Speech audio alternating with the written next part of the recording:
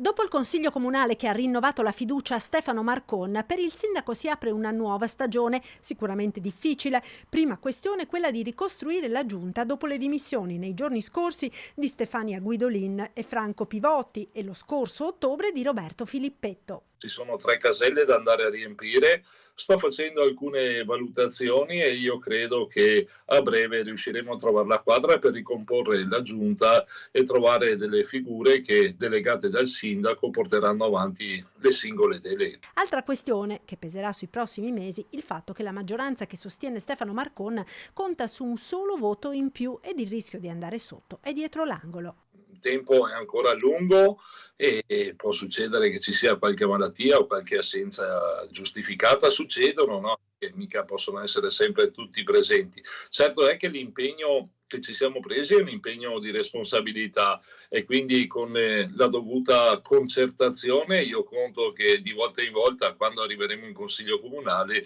si arrivi con la certezza dei numeri. Poi vedremo cosa succederà. La situazione politica nella città del Giorgione non è delle più tranquille. Marcon è comunque ottimista. Io credo che se ci sarà invece la volontà di entrare nel merito di ogni singolo progetto, non è detto che non si possa trovare la condivisione anche di altre forze politiche. Ci confronteremo e di volta in volta affronteremo i punti che verranno messi all'ordine del giorno del Consiglio Comunale con la serenità che abbiamo riacquisito.